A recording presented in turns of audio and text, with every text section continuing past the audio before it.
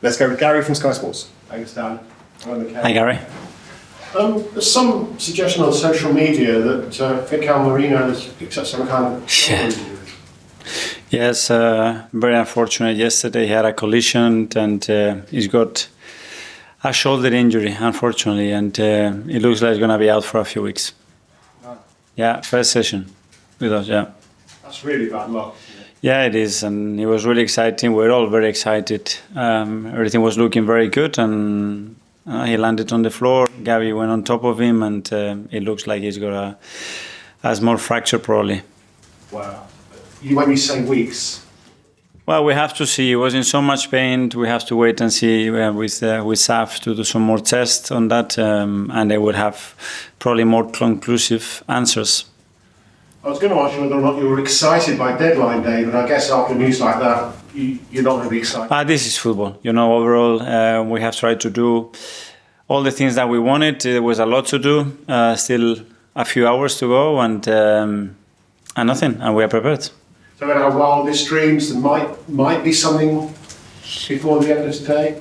Let's see, it's always possible, and the last 24 hours in the transfer window, never rule anything. In our wildest dreams, Raheem Sterling? Now you know that I cannot talk about any player. Because you spoke last week about your admiration for him and vice versa, how you work well together. Yeah. Sounds like Chelsea are offering him around. Has he been offered to Arsenal? No, and I'm not going to be talking about this kind of thing, sorry. Okay, well, one deal we know that has gone through, that's Aaron's gone to Southampton. Just your thoughts on that? Well, first of all, say thank you so much for what he's done for the club, for the team, for myself. So when he joined, he brought a lot of joy, he brought his charisma, his energy, and he was really good at that time. Obviously, things developed, and he had a situation that it was difficult for him, and he was insisting a lot that he is very happy when he plays, and we have tried to fulfill that desire that he had.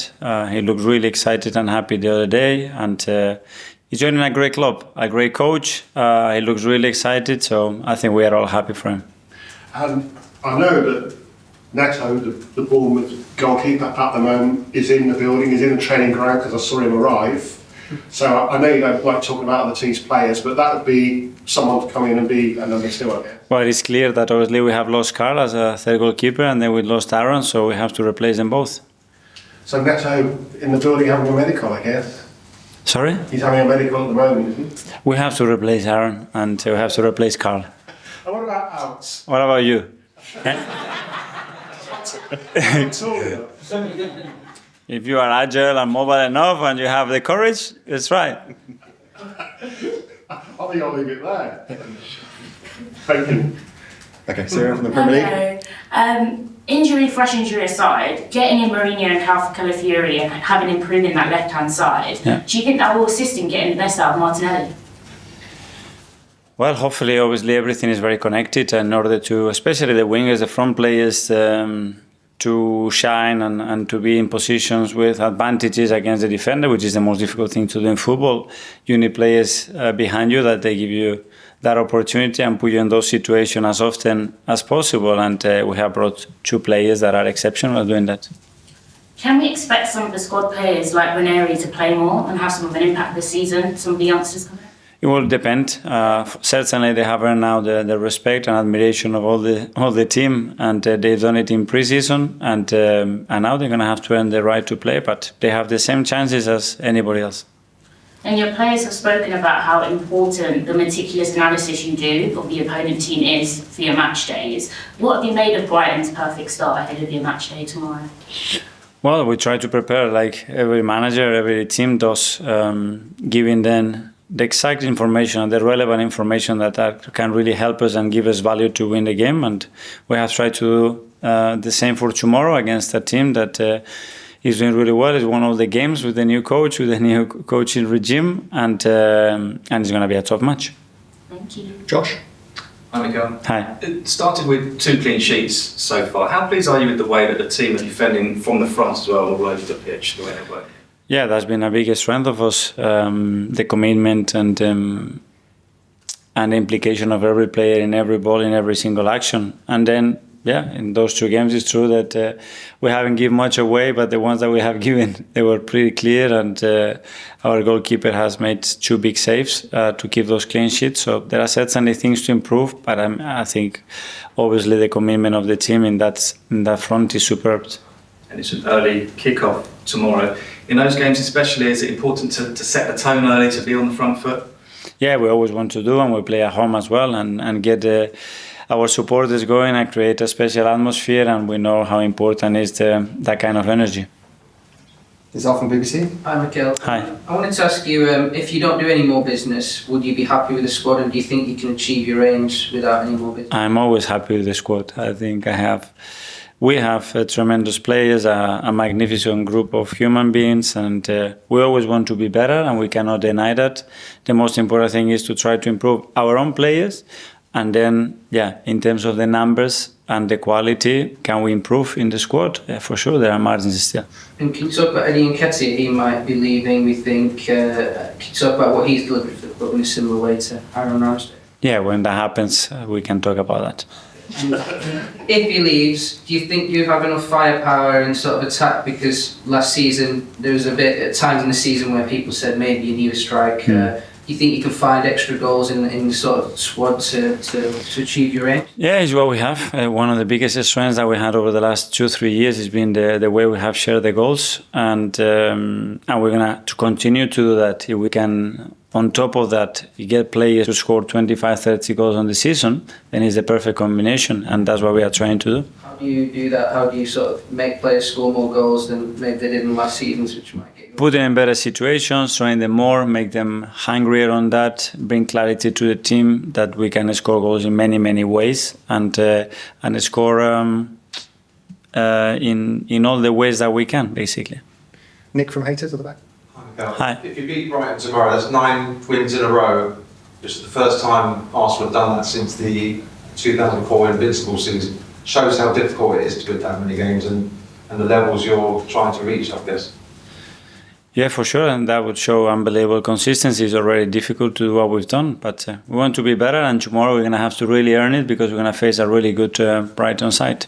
Just ask one more quick question about Leandro Trossard, whether he starts on the bench or starts from the start.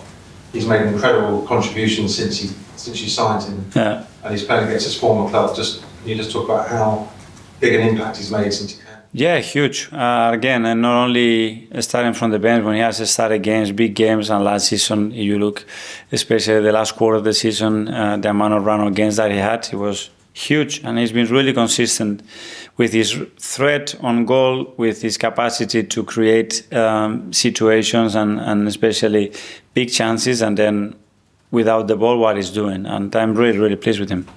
Hi. Okay, I just wondered if there was an update on Gabriel Jesus, because obviously he was out last week and said that MRI scan since Villa, so how is he? He's progressing really well. He had a little muscle injury, and he's doing quite a lot of stuff already, so we expect him to be with us pretty soon. So it's not a contention for tomorrow's game? Sorry? No. And I know you spoke last season about how at the back you didn't have many numbers, and maybe you got a bit lucky in the sense that Gabriel, Saliba and Ben White were fit. Yeah. It does look as if you're going to have similarly sort of smaller numbers up top. Does it feel like a risk going into the season with such a small pool of players? I know you said you're happy with the players you've got, but obviously the Champions League draw was yesterday, there's going to be more games than before, it's more intense. Is it a bit of a risk? We know about the depth of the squad, and it's something that we cannot change dramatically in 1 or 2 seasons. It's something that we are constantly trying to build the numbers, build the robustness of the squad as well, which is something critical, and on top of that, bring more quality. And we are trying to bring some quality as well from our academy that looks like it's happening, and that's going to be very, very helpful. And trust the players that we have, and do the maximum that we can with the squad. Simon? Okay, can I just ask one on Tomiyasu, who we've not seen yet? Has he still got sort of weeks to go until he's back, or are we talking months? Like, how long do you think he's going to be out for? At the moment, it's difficult to say. It's a bit slow, the process of the first phase of that injury. Probably for the medical team to say more on that. Has he done any sort of training or anything, or was he just working? No, not yet. Not yet. Okay, James.